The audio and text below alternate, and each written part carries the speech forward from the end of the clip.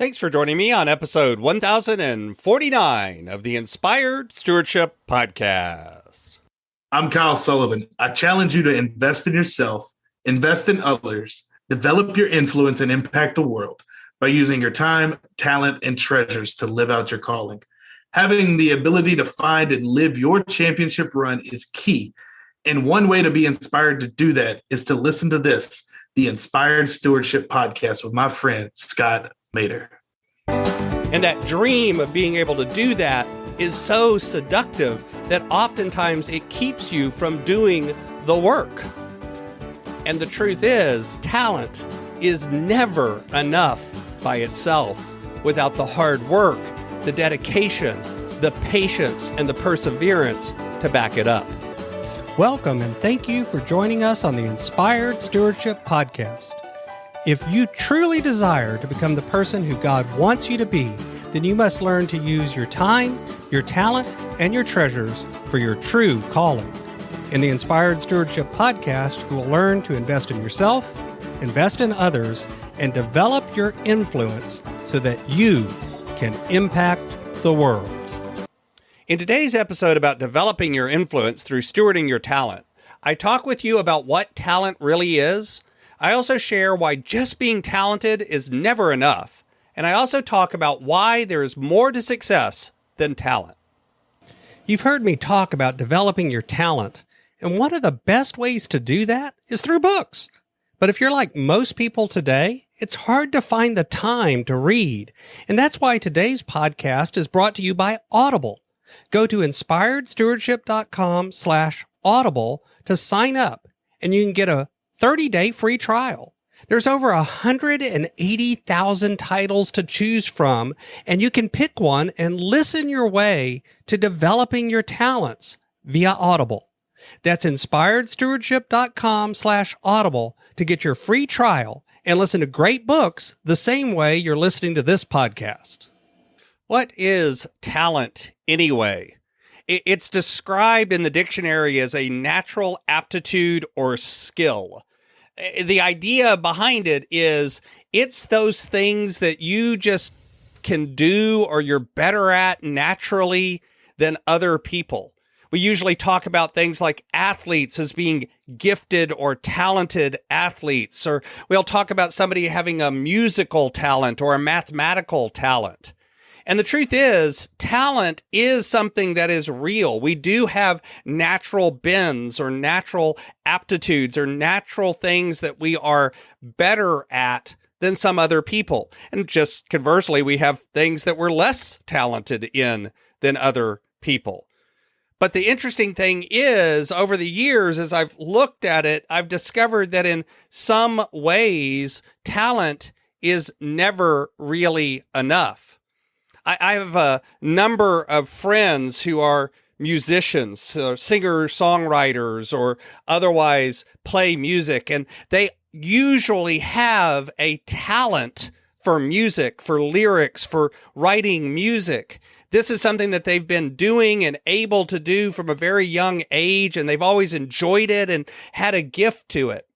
And the interesting thing is, though, with all of these talented people, because trust me, if you go to Nashville or New York and you throw a rock, you're going to hit somebody with musical talent. I live close to Austin. The same thing happens there. You can walk down 6th Street and you can bump hundreds of people that have a natural talent when it comes to singing or songwriting or music.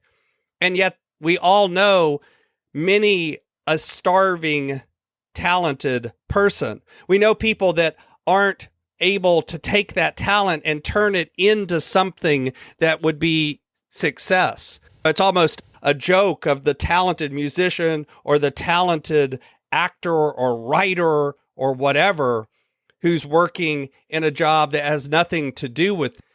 The truth is, talent is something that we are given, but it's up to us to actually develop that talent.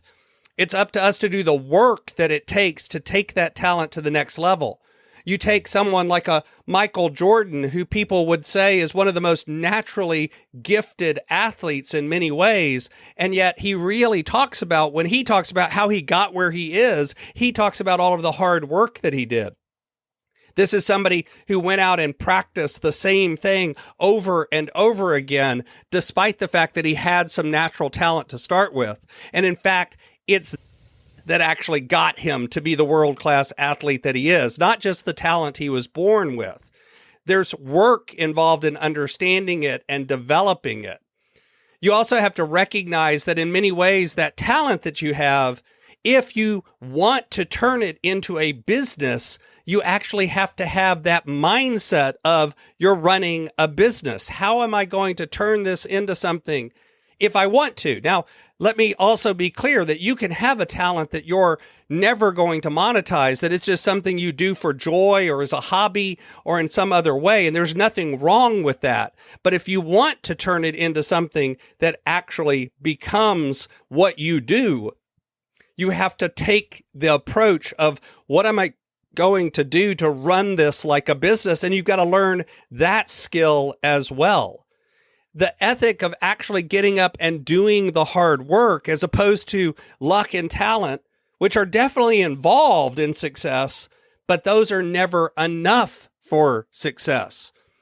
You and I both know hundreds of talented people who aren't really successful. And by the way, I'm defining success here is not necessarily making millions of dollars. It's not necessarily being a Grammy-winning artist. It's simply, are they able to do this in a way that feeds them and gives them what they call success? Feed here, not in terms of eating food and paying for food on the table, but feeds their spirit, their soul, their heart. Is it something that becomes living out their calling and allows them to do it in that way? See, talent is important because it gives you a head start, but you still got to run the race. You still got to keep moving. Talent can take you so far, but hard work is what gets you over the finish line.